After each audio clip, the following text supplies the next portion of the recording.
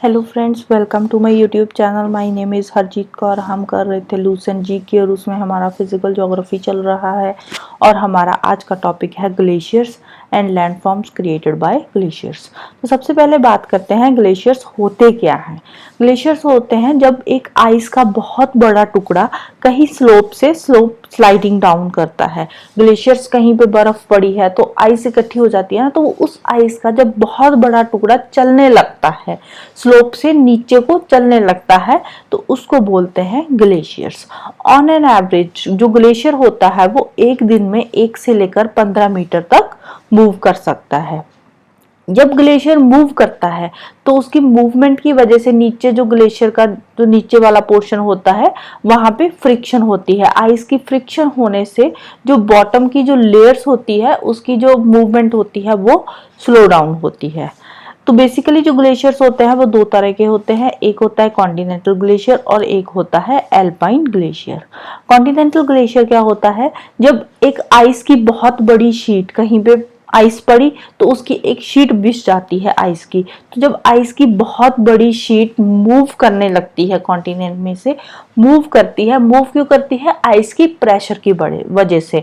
जब बहुत ज्यादा आइस पड़ जाती है, बर्फ पड़ जाती है, तो आइस की एक बहुत बड़ी शीट मूव करती है due to the pressure of ice. तो ये जो मूविंग शीट ऑफ आइस है इसको बोलते हैं कॉन्टिनेंटल ग्लेशियर।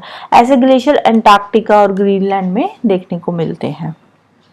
नेक्स्ट है एल्पाइन और माउंटेन ग्लेशियर।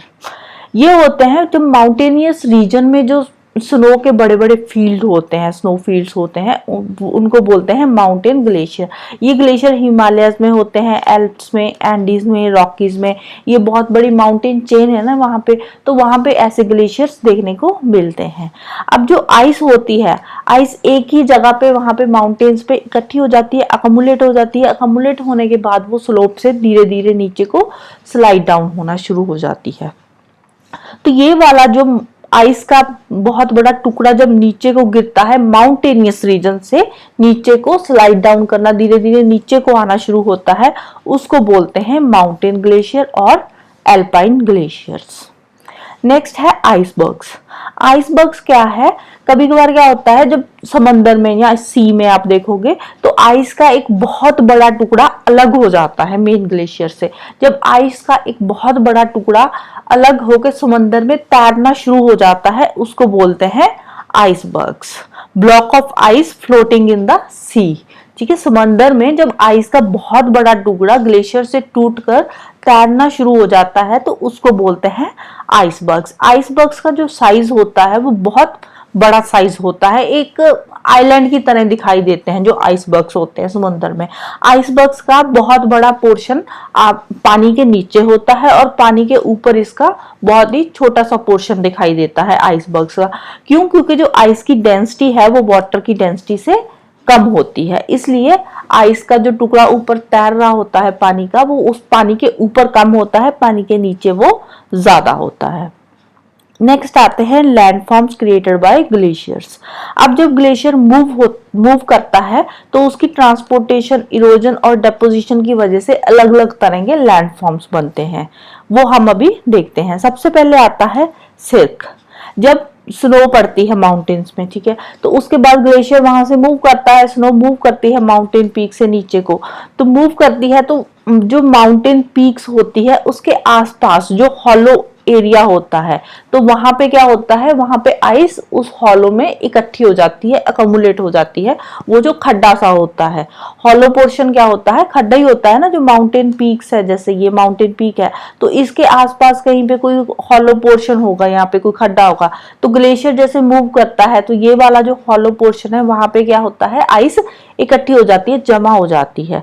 तो ये वाली जो अकोमुलेटेड आइस है तो वो धीरे धीरे स्लाइड डाउन होती है। अब यहाँ पे आइस ग्लेशियर ऊपर से मूव कर रहा है, यहाँ पे ये तो भर गया, भरने के बाद इसके ऊपर से तो जो ग्लेशियर है वो मूव करेगा ना, तो जो मूव करेगा जब ग्लेशियर, तो वो इस यहाँ पे इरोजन होएगी। ठीक है, यहाँ पे इरोजन थोड़ी कम होएगी, इस साइड इरोजन ज्यादा होएगी, हॉलो पोर्शन के इस साइड पे इरोजन ज्यादा होगी, तो ग्लेशियर इसके ऊपर से मूव करता रहेगा। तो ये वाला जो हॉलो पोर्शन बनता है, तो ये धीरे धीरे फ्रिक्शन की वजह से, आइस की फ्रिक्शन की वजह से ये हॉलो पोर्शन बहुत बड़ा हो जाता है, तो ये एक सिर्क बन जाता है, उसको बोलते हैं सिर्क। जब ये बहुत बड़ा हो जाता है, ये जो सिर्क होता है इसकी जो बैक वॉल होती है, ये वाली जो वॉल होती है सिर्क की, ये तो हाई क्लिफ की तरह रहती है, बट इसकी जो फ्लोर होती है ये धीरे धीरे क्या बन जाती है, कनकेव बन जाती है, ऐसे हो जाता है कुछ इस टाइप का। और ये इसका साइज भी बड़ा हो जाता है फ्रिक्शन की वजह से। अब देखो यहाँ से आइस मूव कर रही है, तो ये वाला जो पोर्शन है ये फ्रिक्शन की वजह से धीरे धीरे कम हो जाएगा, ये इरोजन हो जाएगी। इसकी इरोजन होने से ये कुछ इस टाइप की शेप इसकी बन जाएगी, ठीक है। पहले ऐसा था, तो इरोजन होने से ये कुछ इस टाइप का रह जाएगा। तो जो इसकी टोटल शेप होती है वो रिजेंबल करती है एक आर्म चेयर की तरह। आर्म चेयर कुछ इस टाइप की होती है ना, तो ये भी धीरे धीरे इरोजन की वजह से कुछ इस टाइप का बन जाता है। तो जब ग्लेशियर पूरी तरह से मेल्ट हो जाता है, तो ये जो पीछे बचता है इसमें क्या पानी भर जाता है, इस सिर्क में पानी भर के ये क्या बन जाता है, एक लेक की फॉर्म में बन जाता है। तो इस लेक को बोलते हैं टार्न लेक या फिर सिर्क लेक। नेक्स्ट आते हैं फ्योर्ड्स। अब फ्योर्ड्स क्या होते हैं, जैसे यहाँ पे माउंटेन्स है, माउंटेन्स के साथ क्या है, यहाँ पे समंदर है, ठीक है। तो होता क्या है, कभी कभार जो समंदर का पानी है ये माउंटेन्स के अंदर तक चला जाता है। ये वाला जो टर्फ वाला एरिया होता है ना माउंटेन्स का, ये पानी के अंदर डूब जाता है। जब पानी इनके अंदर तक चला जाता है तो इसको बोलते हैं फ्योर्ड्स। फ्योर्ड्स देखने को मिलते हैं Norwegian and south Chilean coast पे। नेक्स्ट है यू शेप्ड वैली। जब ग्लेशियर मूव करता है माउंटेनियस रीजन में से, तो माउंटेनियस रीजन में वैलीज होती है। अब जैसे ये वैली है, वैली से जब ग्लेशियर मूव करेगा, ठीक है, तो धीरे धीरे इसकी कटिंग होएगी, इसकी इरोजन होएगी। इसकी जो लेटरल इरोजन है ये थोड़ी ज्यादा होती है वैली की, तो इसका जो फ्लोर है वो भी धीरे धीरे वाइड हो जाएगा वैली का। तो ये क्या बन जाएगा, एक यू शेप्ड वैली बन जाएगी due to the erosion of the glacier. Erosion की वजह से ये जो वैली है यू शेप की बन जाएगी। नेक्स्ट है हैंगिंग वैली। अब होता क्या है माउंटेनियस रीजन में, जो ग्लेशियर है, मेन ग्लेशियर तो एक मूव कर ही रहा है, साथ में ग्लेशियर की बहुत सारी ट्रिब्यूटरीज भी होती है ऐसे, जो कि मेन ग्लेशियर के साथ आकर मिलती है अलग अलग। जैसे यहाँ से आ गया एक ग्लेशियर, इधर से आ रहा है एक ग्लेशियर, इधर से आ रहा है, तो ये जो मेन ग्लेशियर के साथ इसकी जो ट्रिब्यूटरीज है ये आकर मिलती है। अब जो ट्रिब्यूटरीज है वहां पे जो आइस होती है वो कम होती है कंपैरेटिवली मेन ग्लेशियर के, ठीक है। तो इनकी आइस कम होगी तो यहाँ पे इरोजन भी कम होगी, फ्रिक्शन कम होगी, फ्रिक्शन कम होगी तो इरोजन कम होगी, इरोजन कम होगी तो यहाँ पे क्या है, ये जहाँ पे ये ट्रिब्यूटरीज मूव कर रही है यहाँ पे छोटी छोटी वैलीज बन जाएगी। ये वाला जो मेन ग्लेशियर वाली है ये एक बहुत बड़ी वैली बन जाएगी। तो इस बड़ी वैली के ऊपर ये जो छोटी छोटी वैलीज बनती है ना, ये देखने को एक ऐसे लगता है जैसे एक मेन वैली के ऊपर छोटी छोटी वैलीज हैंग कर रही हो। तो इसलिए इनको क्या बोलते हैं, इनको बोलते हैं हैंगिंग वैलीज। नेक्स्ट आते हैं मोरेन। मोरेन क्या है, मोरेन बनते हैं डेपोजिशन की वजह से।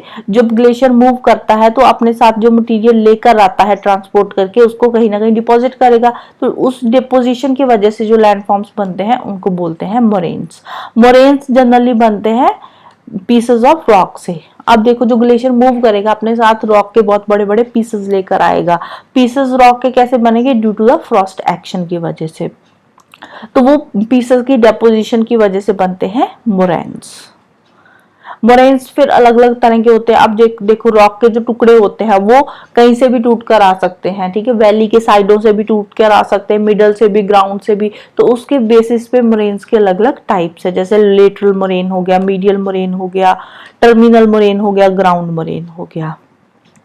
जब ग्लेशियर मेल्ट कर जाता है, ग्लेशियर के मेल्ट होने के बाद भी अलग अलग तरह के डेपोजिशनल लैंडफॉर्म्स देखने को मिलते हैं। अब ग्लेशियर जब मूव करेगा उसके बाद मौसम बदलेगा, समर्स आएंगे तो ग्लेशियर मेल्ट हो जाएगा। मेल्ट होने के बाद जो ग्लेशियर की डेपोजिशन की वजह से जो लैंडफॉर्म्स बनते हैं वो भी अलग अलग तरह के होते हैं।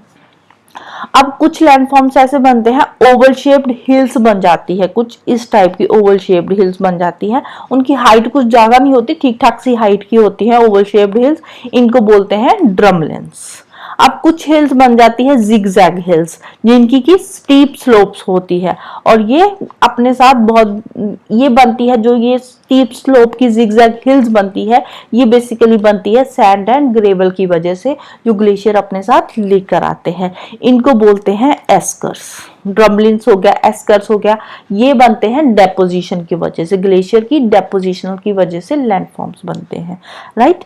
So this is all about today. Next हम करेंगे landforms created by the action of winds.